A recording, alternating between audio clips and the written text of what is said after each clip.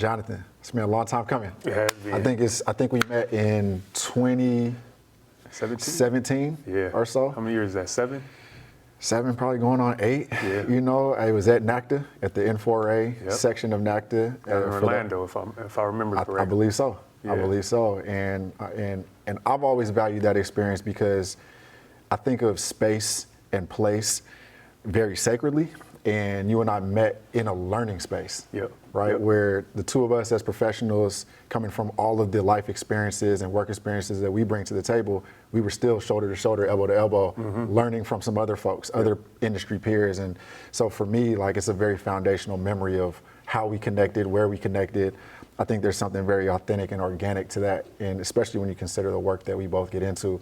So it's a blessing to be able to reconnect with you, especially through the lens and under the guise of positively impacting our LMU community, particularly our student athletes. And so Athlete Transition Services and the Next Season program, can you talk to us about what are these things?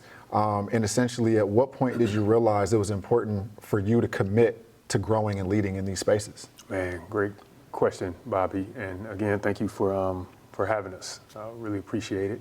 And I remember when we first met, too, fun fact, I still remember the shoes you had on. Those were the sharpest pair of shoes I've ever seen, I think, on a young professional. Thank you. Still have them? I do. Yeah, those are good quality, too. Yeah, they are. It's been 7 years. For sure. But to answer your question, Athlete Transition Services, we're a nonprofit, a 501c3 organization, and our mission is to prepare athletes for life after sports. And so we just celebrated our 10-year anniversary. Wow. 10 years, been at it since 2014.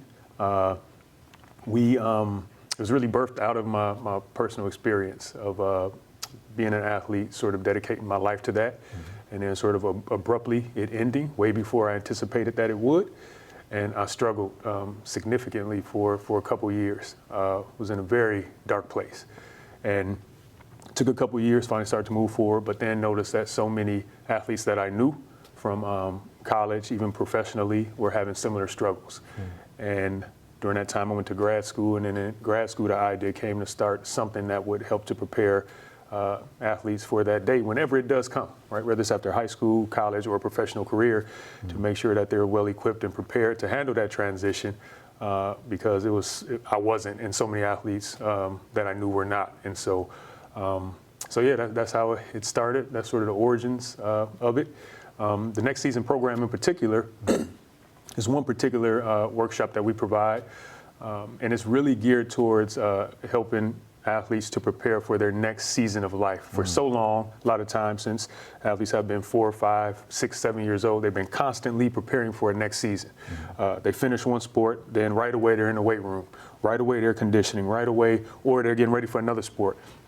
But not often enough do we as athletes intentionally set aside time to prepare for our next season of life, that being life after sports. And so what we do in this particular workshop is address the common challenges that athletes typically face once they are in that transition, and provide keys and strategies for preparing for those challenges in advance. So, Sheesh. yeah. Give me a lot to chew on. I truly have questions lined up, ready to ask you, and you just took my mind in multiple places. If I could, I want to ask some quick, maybe quick, but some follow-up questions. You mentioned 10 years that ATS has been around. Yeah.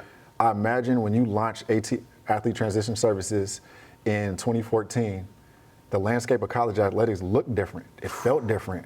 Your initiatives and vision may have begun in a different place than where it is now. What would you say are some of the most significant ways or needs that ATS has needed to adapt and be versatile in this space? Gosh, you're absolutely right. I think when I think of 3 sort of seasons in the last 10 years where we definitely had to adapt, one was when student athletes started to be able to receive compensation for their name, image, and likeness. And then we weren't doing a whole lot in the financial literacy space back then, but there was a need for it, right? Student athletes can now make additional income, and a lot were not prepared for that, right? And so that was a time where we had to shift and make sure that our programming was aligning and meeting the needs of the student athletes. More presently, with student athletes having more autonomy than they ever have, as far as being able to transfer, for one. This is an interesting time because student athletes, like I said, are empowered more than ever. With that comes the sort of threat of some student athletes, a good majority of them feeling as though they don't need that development piece, right? I was at one university, a Power 5 school, and the administrator there was talking to a young man, a football player, about, come see me, let's finish this resume we've been working on. The young man told him, I make more money than you because of his NIL deal. He was like, so how are you going to talk to me about a resume? So all that to say, be making sure that we're still able to communicate and stress the importance of developing holistically. Has been a challenge, but one that we've been up for. Wow. Something else that you mentioned is you were at this place, you mentioned really, and I don't mean to say this quickly and sweep it under the rug, you mentioned a dark place, and in navigating through that, you realized that grad school would be an opportunity for you to be able to explore and so on and so forth. And what it sounded like was you chose a grad program intentionally, but through that program, birthed this idea of ATS and what your calling and probably vocation is as to why you're here. Can you speak to sometimes in life when we make a decision to put ourselves in a good situation, understanding that good things will likely come from that, even though we may not know exactly what that thing is? Yes.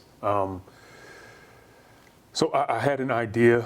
So prior to going to grad school, I knew that I wanted to do something in this space, just based on the interaction I was having with athletes. I even started informally kind of coaching some of my friends that I was close with, based on what I had experienced a couple of years prior.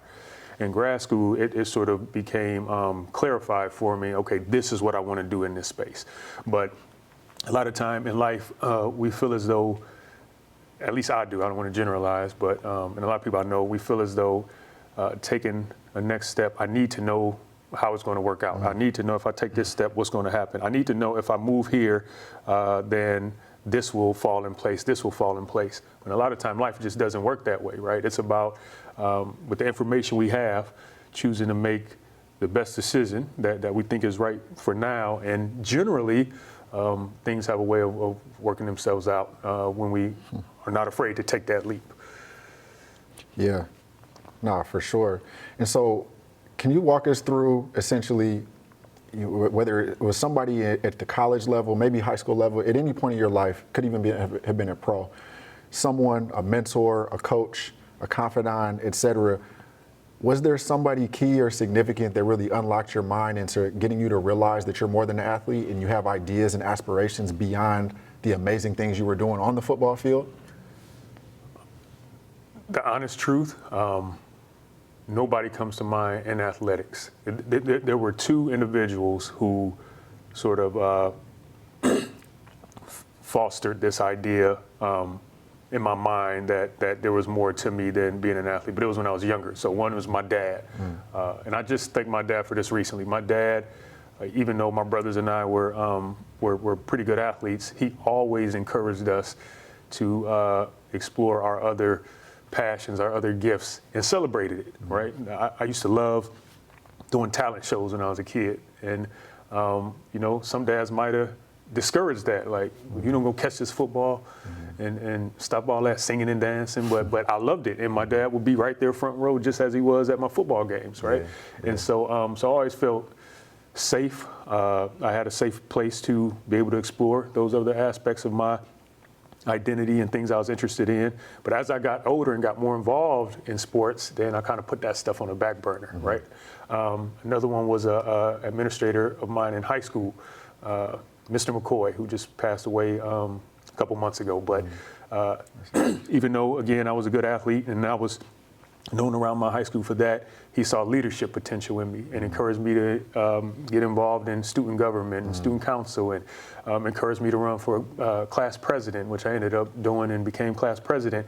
And he very seldom focused on my athletic identity, but really encouraged me as a leader to develop those characteristics and really pointed out those traits in me. I love it. Shout out to Pops and sounds like Mr. McCoy. Mr. McCoy, Yeah, rest in peace, Mr. McCoy, Yeah. as well.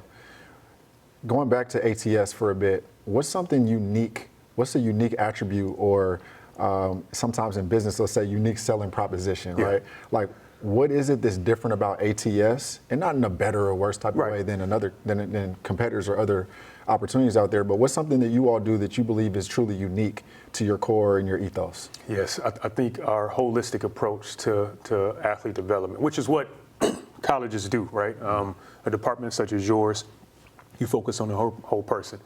A lot of sort of outside providers like us, they may focus on one aspect, like financial literacy, and which is great, right? And it's a lot of companies and individuals who do great in that space, or just mental health. But we have a holistic approach and model, right? So personal development, professional development, and mental health.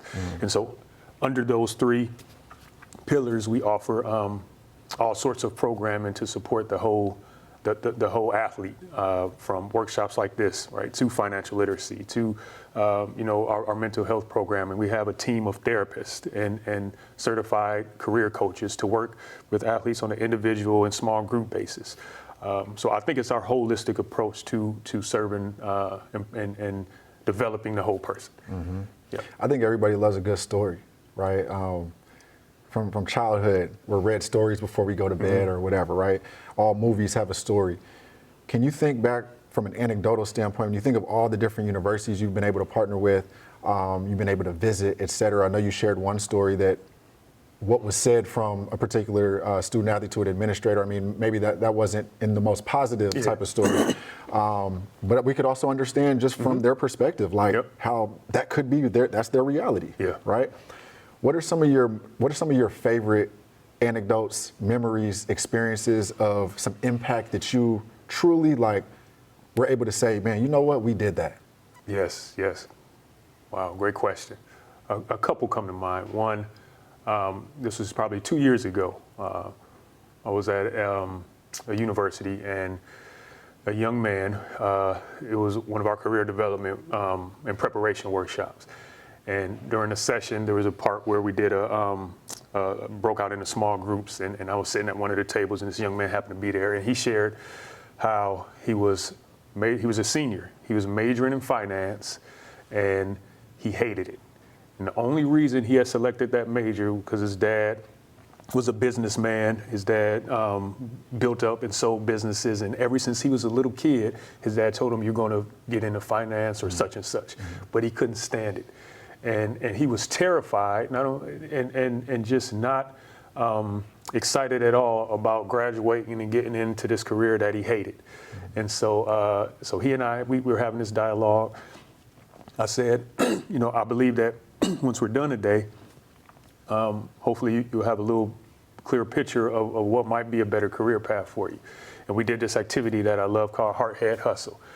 And from that, he understood that where his passion really, so I call this the intersection of fulfillment. One of the things that athletes, and you and I kind of talked about this earlier, one of the things that athletes struggle with, one of those big challenges after sports is the lack of career fulfillment, right? You go from being an athlete and having fun and it's engaging, your passion, all this, to a job, a lot of time that doesn't line up with who you are. So the intersection of fulfillment is when you're able to figure out what you're passionate about, figure out how you can utilize your gifts and talents and your values. And where those intersect, that's where you find fulfillment. And so we did this activity, and he realized that his passion lied with fitness, with like strength and conditioning.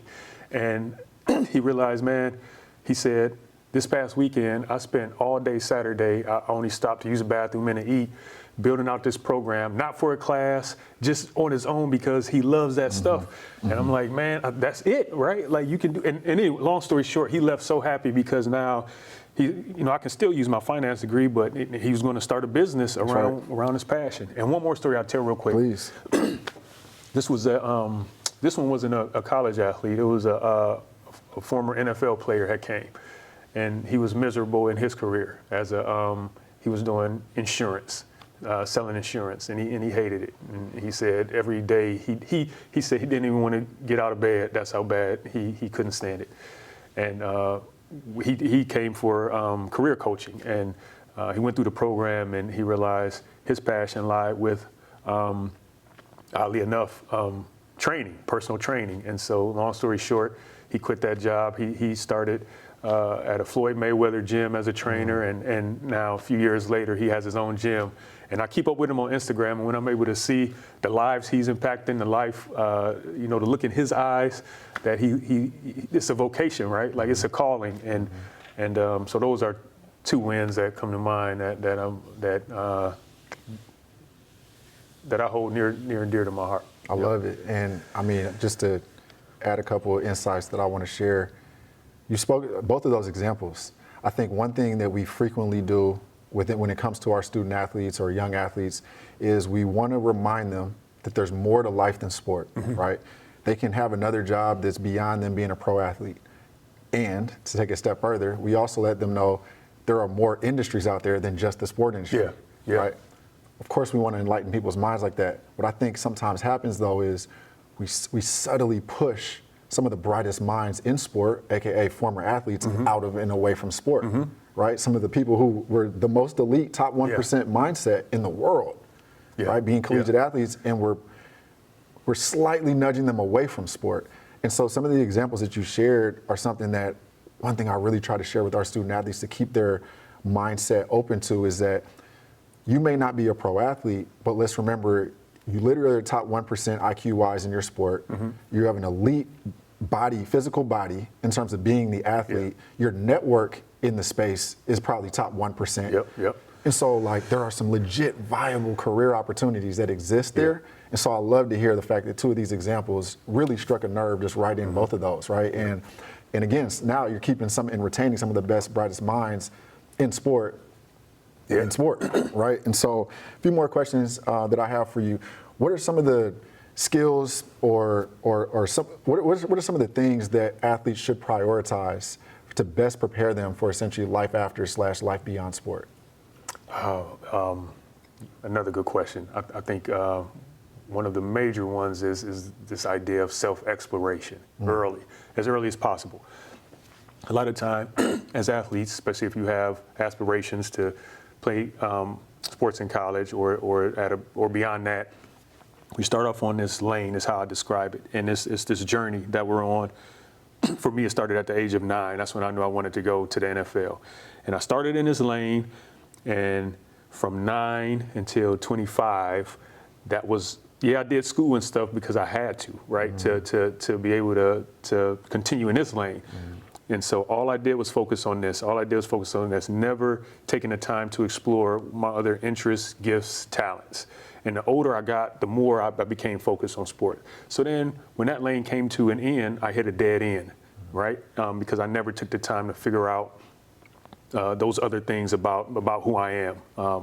And that leads to what you should be doing, right? That intersection of fulfillment. I love using Kobe Bryant as an example. What Kobe did, again, Kobe had this athletic lane that he was on.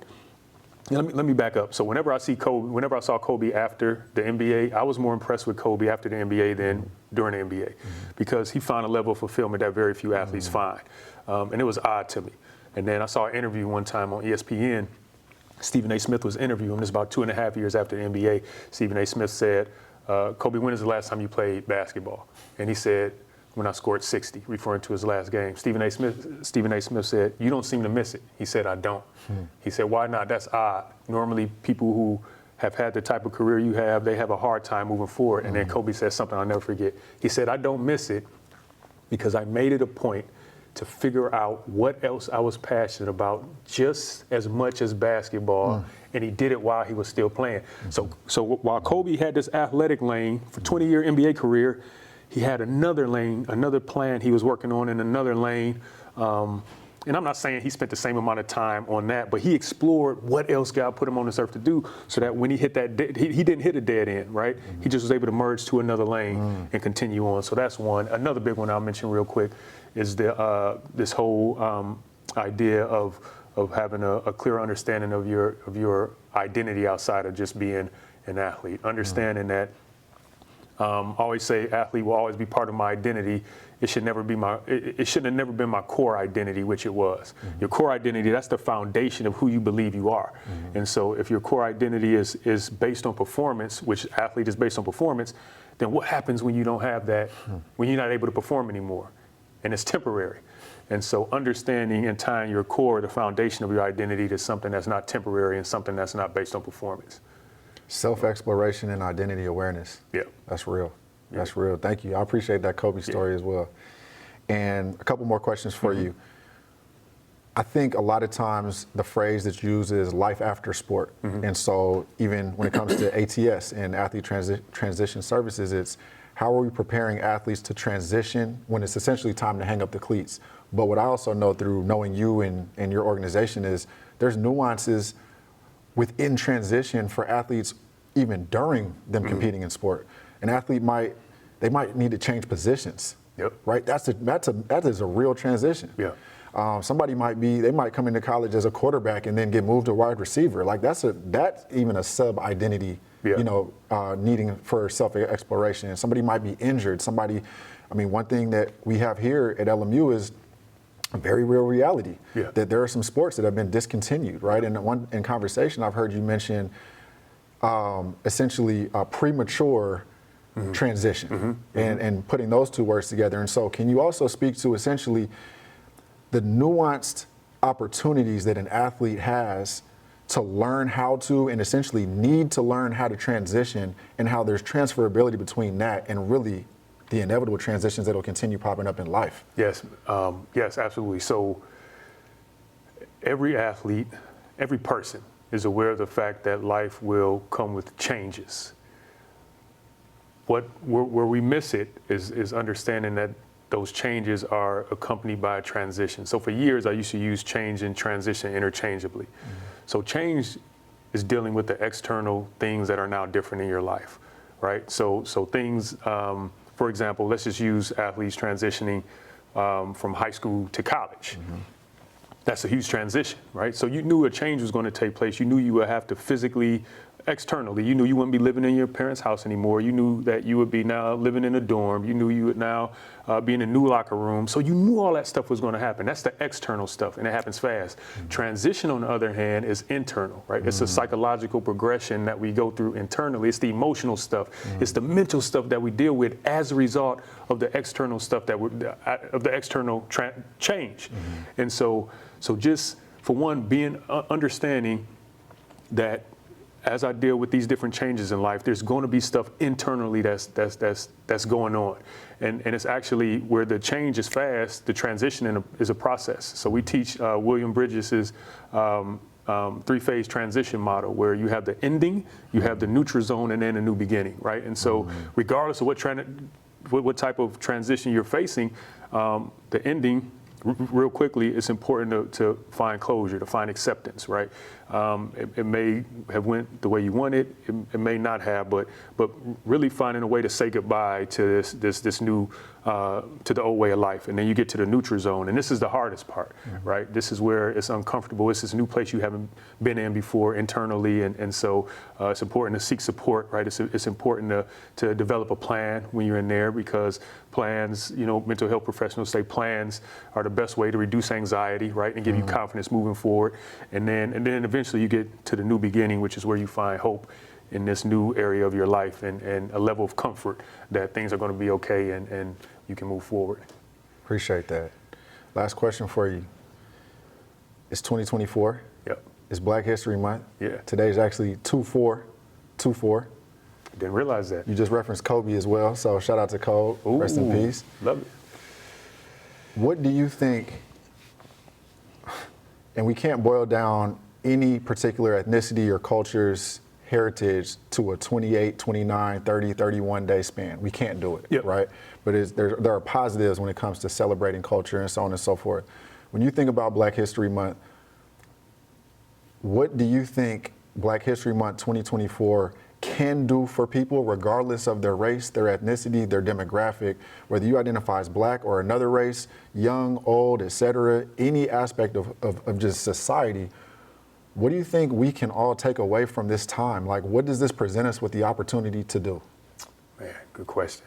I think to increase, just one of the things to increase awareness as to the contributions that Black people have made, right, in this country, right, since we've been here.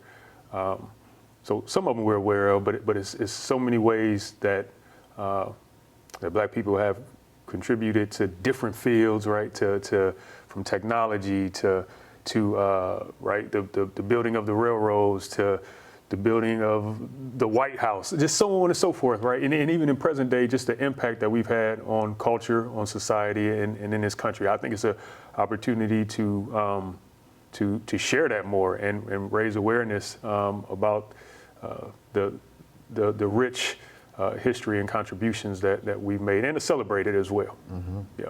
Well, thank you. I mean, when I look at you, I see Black excellence. I see somebody who I've always looked at as a role model.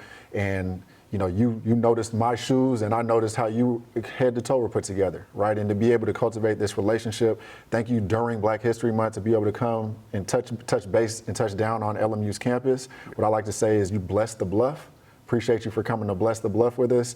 We look forward to continue our engagement as we positively impact our student athletes. So we appreciate you. Thank you very much. I look forward to it as well. Thank you so much, Bobby. Yes, sir. Yep. Appreciate you.